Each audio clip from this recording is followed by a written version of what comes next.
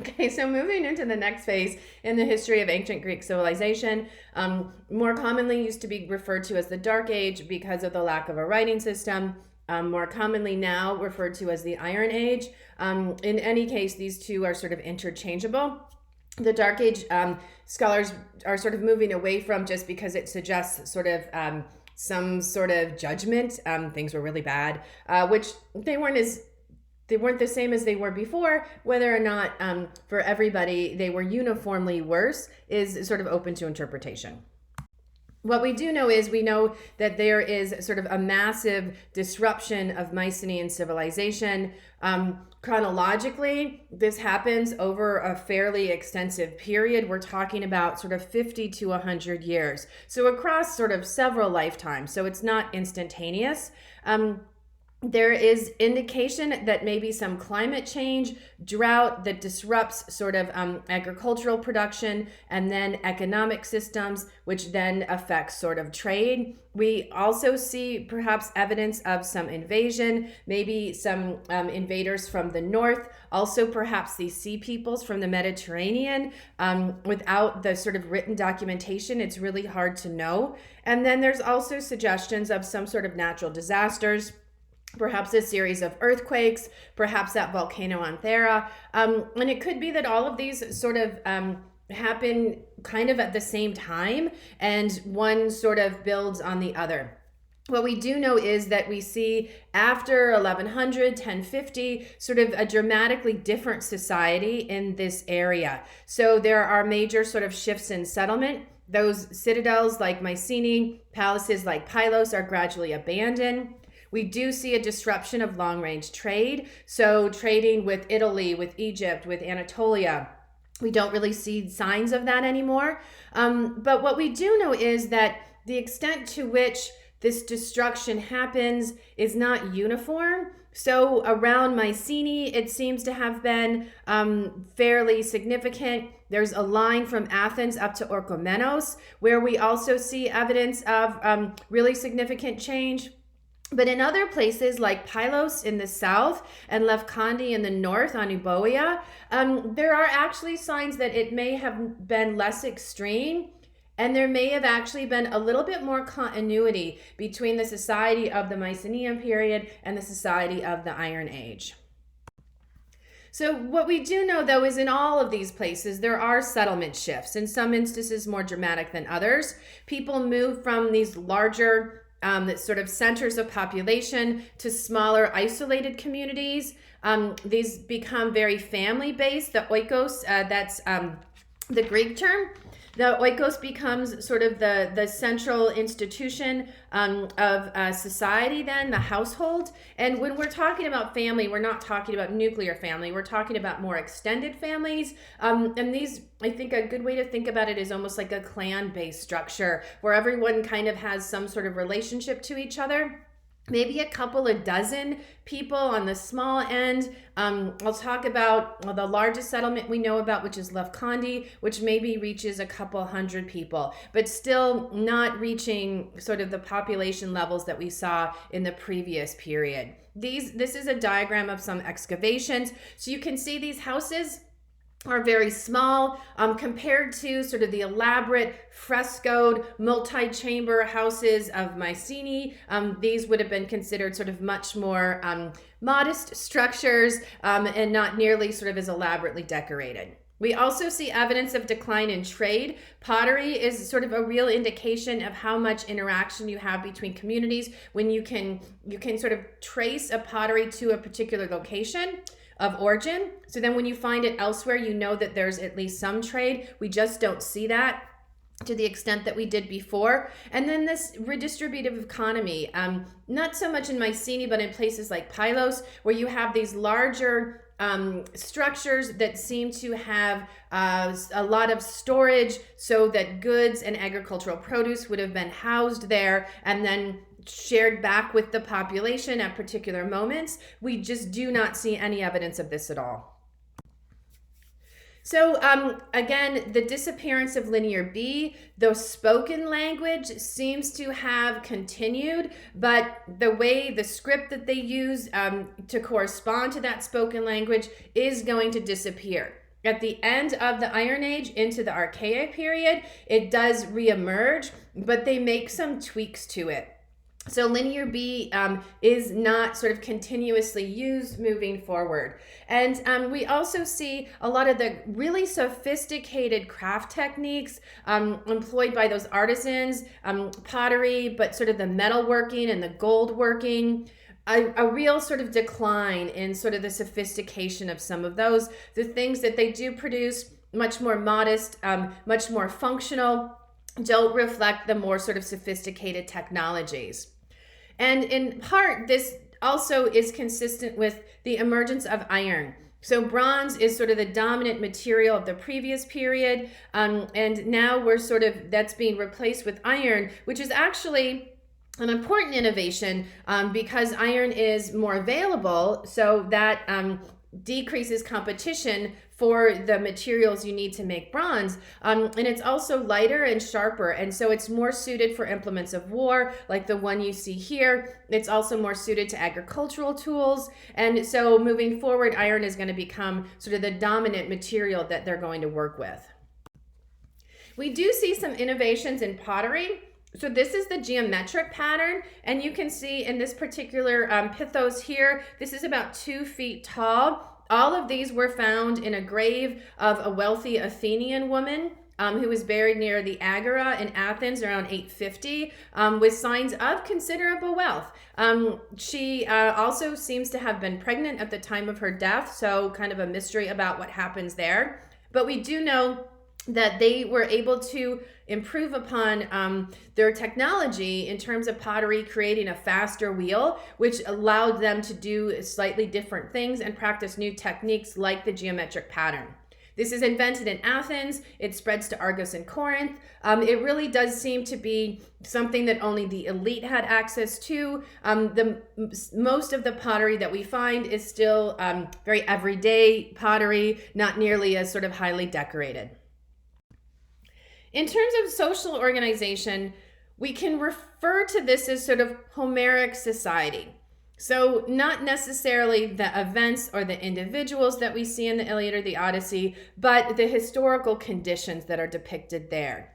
And then just to make this clear, the scholarly consensus seems to be that the description of the political systems and the economic systems and the social systems that we see in something like the Iliad, although they are applied to events that happen in the Mycenaean period, those actual sort of structures and institutions are most likely actually in place during the early Iron Age. So sort of plugging in people and events from this earlier period into the society that's happening during this particular phase. So we do know that this is different than what we would have seen in Mycenaean civilization. It's still very hierarchical, but it's less stratified. You lose some of those sort of middle rungs on this social ladder. So you still have the warrior elite. You still seem to have some sort of chieftain who is referred to in the sources as Basileus.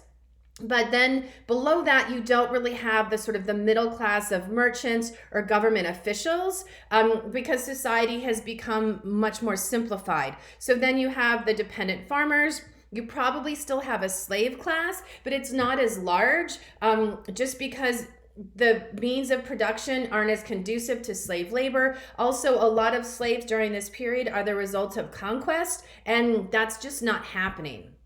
And then again, that household becomes sort of the dominant social institution. So a much smaller scale than what we see sort of depicted in the Iliad, but in some ways sort of similar in terms of that sort of hierarchy. This is actually sort of a decoration on some pottery that's found during the Iron Age. And so you can see the depiction of the Trojan horse here. So these stories continue to circulate and in fact are so common that I think it really does prove that those events must have happened to some degree to enter into this sort of collective consciousness. So in terms of a political system, again, similar to the structures you see in the Iliad, just perhaps on a smaller scale. So wealth is still really central to individuals with ambition. So material wealth is a reflection of one's power and status, and then the more wealth you have, the more powerful you are. It's acquired either through agricultural exploitation, through trade, or through conquest. And then there's sort of a combination of factors that determine sort of who's on top. So to some degree, you have to come from sort of a dominant family. So there's an element of inheritance, but it's also very much about personal attributes. So one's prowess as a warrior, one's charisma, one's ability to lead. And so all of those sort of factor into who really has power in this society.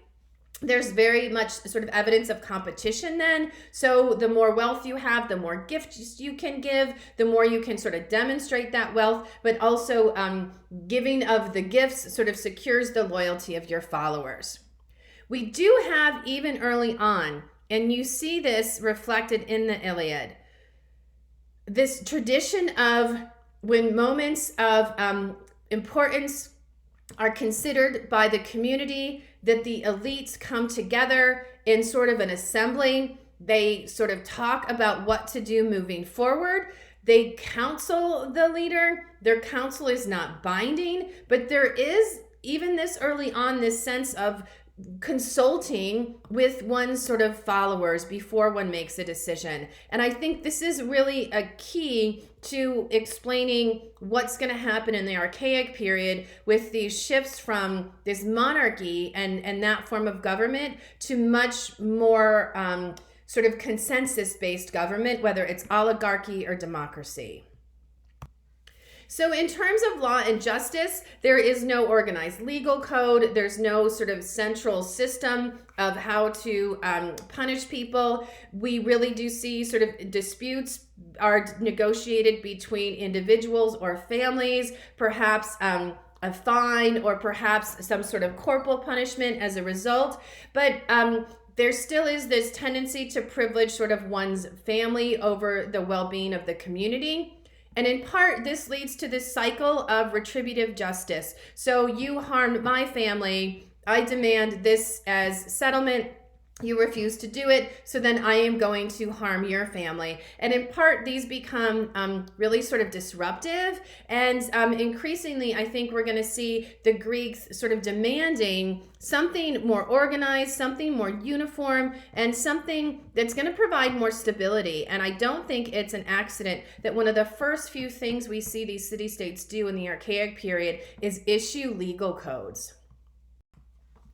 So then this sort of question of continuity between the Mycenaean civilization and the civilization or the Iron Age, or this dramatic disruption and demarcation. And scholars are still kind of arguing this out. We just don't have the evidence that is conclusive enough to give us sort of a definitive answer. But there are some sort of clues, and I talked before about the settlement at Lefkandi. You can see that here on the sort of that area known as Euboea. What we do see is, as they excavate Lefkandi, a larger population than they expected to find given the conditions of Iron Age settlement. So a couple hundred people, which is a pretty significant settlement. There is some evidence of individual wealth in the grave goods, and there is some evidence of some trade with Anatolia. It's sort of across that Aegean, and perhaps it's sort of the location of Lefkandi that allows it to maintain some of these trade networks during this period, or they recover more quickly than other places. But it certainly suggests a little bit more continuity along this periphery of the Greek world. So when scholars excavated Lefkandi, what they found is this hall, and obviously they put this roof back on. That roof wasn't there. It's intended to sort of protect the excavations, but that's sort of about the outlines of the hall. And you can see it's called an apsidal hall because of that sort of rounded end. So you enter through that forecourt there. You move into an antechamber, then there's the Great Hall, and then there are also some sort of storage rooms. So it sort of mimics the configuration of the Megaron that we saw during the Mycenaean period, but obviously on a much smaller scale. One of the interesting things about this particular hall is that shortly after it was built, it was converted into a burial pit. So it's called a Haroun, or a hero's tomb, because the people, well, there are 2 people buried and 4 horses. But the 2 people show evidence of sort of considerable wealth and elevated status. So you can see those sort of stone walls. Those are the 2 burial pits that they've been excavating, and you can see them in the diagram. They're sort of the rectangular shaped things in a central hall there. So what they found in these burial pits, one of them contained the skeletons of 4 horses. The other one, interestingly, contained 2 bodies, one female that was inhumated, so buried, their skeleton was buried, with sort of some elaborate jewelry. And then the other body was that of a male who was buried with his weaponry. So you can see the shield there, but he was cremated. And this use of 2 different sort of burial methods in the same site is really unusual. But also sort of outside of the main hall, and you can see in the other diagram all those little rectangles, they also found evidence of 83 other tombs and 43 pyres. So again, this overlap between different types of burial practices that's really interesting. This suggests to scholars that this became kind of a cemetery associated with family members of the hero and his wife who were initially buried there. So sort of the last topic I want to address is, again, what's really difficult to answer moving forward is why, after the Iron Age, as these civilizations start to reemerge, become more sophisticated, population centers start to become larger again, do most of the city-states in the Greek world adopt dramatically different forms of governing? So departing from the monarchy that we see earlier on and moving either towards oligarchy or democracy or some combination of those. And scholars think, though this is extraordinarily speculative, that we can see some explanation for this in some of the stories of the trilogy, which ultimately is produced by Homer. So or whoever that person was. So you have the Iliad, which is the first book. We have the Odyssey. What we've lost is the book in between called Nostoi, or Return. So that's often called sort of Return of the Greeks. So we have 5.5 lines of the original. That's it. But we do have a summary that was provided by someone later on before this particular text disappeared. And it tells that, so people in the Greek world knew these stories, and they show up in other places, like later drama or tragedies. They show up on pottery, like you see here, but we don't have the complete text. What we do know is the basic outlines of the story. So the Iliad ends when the Achaeans, the Greeks, capture Troy. If you remember, the Greeks won in no small part because they had the favor of Athena. But then when they capture the city of Troy, they completely destroy it, including all of the religious sites within the city, and they desecrate a temple of Athena. So she's mad. And she's really angry because of their impious behavior. And so she vows to punish them in various ways. Odysseus's punishment, and we can see him depicted here tied to sort of the mast of his ship. His punishment is to a significantly delayed return with a lot of real challenges along the way and the loss of a lot of his men. He does eventually get home. He wasn't considered one of the worst offenders. The worst offender is Agamemnon, who you see here. Agamemnon was in part directly responsible for the desecration of Athena's temple, and he actually took one of Athena's priestesses as his slave and brought her back to Mycenae. When he returns home, he discovers that his wife, Clytemnestra, has entered into an affair with his best friend. And so they then, because they do not want to sort of end that or give up power, they murder him in his bathtub. And that's the scene that you see depicted here. So a very unglamorous end to Agamemnon's life. The other heroes along the way face their own fate as they return. So what does this have to do with a shift in political systems? There is some speculation that these themes and these sort of not good endings for a lot of the individuals sort of that were dominant voices in the Iliad. This is sort of a reflection of this dissatisfaction with the authority of kings. And you can kind of even see this as the Iliad unfolds with the dissatisfaction with some of the decisions that Agamemnon's making, that he's not really consulting them, that he seems to have sort of perhaps an overdeveloped sense of his own authority and position, and that maybe if they had sort of a different form of government, some of these really sort of negative events, like a 10-year protracted war, could have been avoided.